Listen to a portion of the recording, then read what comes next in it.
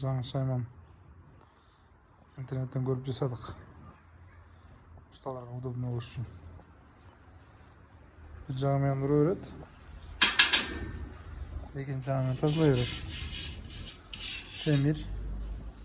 Темирлерде апалапкаларды biz основном корейский апалапка işletiyoruz. Şayman da жасадық.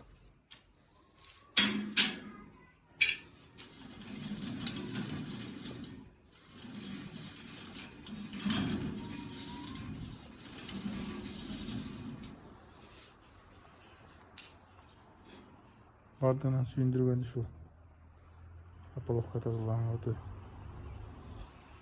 жакшы вариант. Бакалса бийик иштетебиз.